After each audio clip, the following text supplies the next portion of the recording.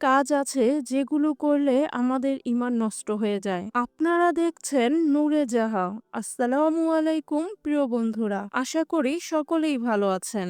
ঈমানের সকল স্তর বা রোকনের প্রতি আন্তরিক বিশ্বাস স্থাপন করাই প্রকৃত ঈমান। ঈমানের মৌলিক স্তম্ভ হলো অন্তরের বিশ্বাস, মুখের স্বীকৃতি ও বাহ্যিক আমল। মৌখিক স্বীকৃতি প্রদানও ঈমানের অপরিহার্য অংশ। বাহ্যিক আমল ঈমানের মূল স্তম্ভ না হলেও ঈমানের পূর্ণতা অর্জনের জন্য তা আবশ্যক। আল্লাহ তাআলা পবিত্র কোরআনে ইরশাদ করেছেন, যেসব মানুষ ঈমান আনে এবং সৎকর্ম করে তারা জান্নাতবাসী, তারা সেখানে চিরকাল থাকবে। সূরা বাকারা আয়াত নাম্বার ৮২। অধিকাংশ মুফাসসিরের মতে এই আয়াতে সৎকর্ম বলতে সকল নেক আমল ও ইবাদত বোঝানো হয়েছে।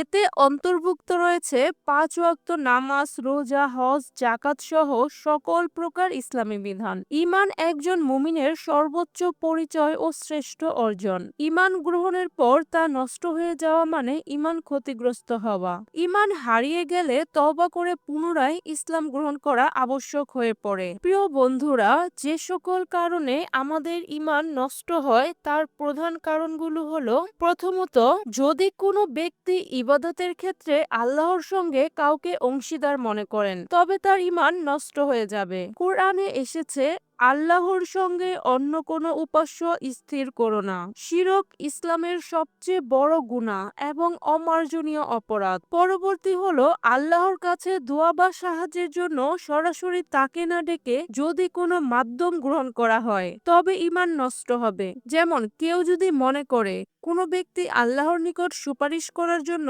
বাধ্যতামূলক তবে তা শিরক হিসেবে গণ্য হবে। কোরআনে বলা হয়েছে, বলুন সমস্ত সুপারিশ একমাত্র আল্লাহর আওতাধীন। পরবর্তী হলো, যদি কেউ কাফির মুশরিকের বিশ্বাসকে সত্য বা গ্রহণযোগ্য মনে করেন তবে তার ঈমান নষ্ট হবে। কোরআনে এসেছে, নিশ্চয়ই আহলে কিতাবীদের মাঝে যারা কুফরি করে তারা চিরস্থায়ী জাহান্নামী। পরবর্তী হলো, রাসূলুল্লাহ সাল্লাল্লাহু আলাইহি ওয়াসাল্লামের প্রদত্ত আদর্শের বাইরে অন্য আদর্শকে উত্তম মনে করলে ঈমান নষ্ট হবে। কোরআনে বলা হয়েছে, আল্লাহ ও তার রাসূল কোনো সিদ্ধান্ত দিলে কোনো মুমিনের অন্য সিদ্ধান্ত নেওয়ার অধিকার নেই। বন্ধুরা, ঈমান নষ্ট হওয়ার আরো একটি কারণ হলো, শরীয়তের কোনো বিধানকে অস্বীকার বা ঘৃণা করলে ঈমান নষ্ট হবে। কোরআনে এসেছে, যারা কাফির তাদের জন্য রয়েছে দুর্গতি এবং তিনি তাদের কর্ম বিনষ্ট করে দিবেন। পরবর্তী হলো, শরীয়তের সওয়াব বা শাস্তি নিয়ে ঠাট্টা বিদ্রূপ করলে ঈমান নষ্ট হবে। কোরআনে এসেছে,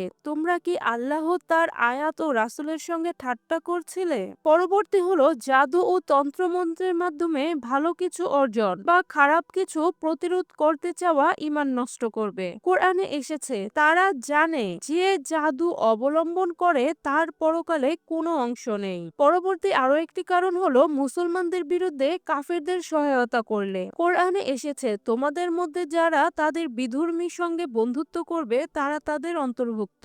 আরো একটি কারণ হলো, ইসলাম ছাড়া অন্য কোনো জীবন ব্যবস্থাকে উত্তম মনে করা ঈমান নষ্ট করবে। কোরআনে এসেছে, যে ব্যক্তি ইসলাম ছাড়া অন্য কোনো ধর্ম গ্রহণ করবে তার কোনো আমল গ্রহণ করা হবে না। ঈমান নষ্ট হওয়ার আরো একটি কারণ হলো, আল্লাহর দিন থেকে মুখ ফিরিয়ে নেওয়া। কোরআনে এসেছে, যখন কাউকে আল্লাহর আয়াতসমূহ দ্বারা উপদেশ প্রদান করা হয় অতঃপর সে তা থেকে মুখ ফিরিয়ে নেয়। প্রিয় বন্ধুরা, ঈমান রক্ষায় আমাদের সতর্ক থাকতে হবে, কারণ ঈমানের ক্ষতি হলে আখিরাতে ভয়াবহ শাস্তির সম্মুখীন হতে হবে। আল্লাহ আমাদের সঠিক পথে পরিচালিত করুন, আমিন। বন্ধুরা, ভিডিওটি যদি আপনাদের ভালো লাগে অবশ্যই লাইক, কমেন্ট, শেয়ার এবং সাবস্ক্রাইব করতে ভুলবেন না। আশা করি সকলেই ভালো থাকবেন। খোদা হাফেজ।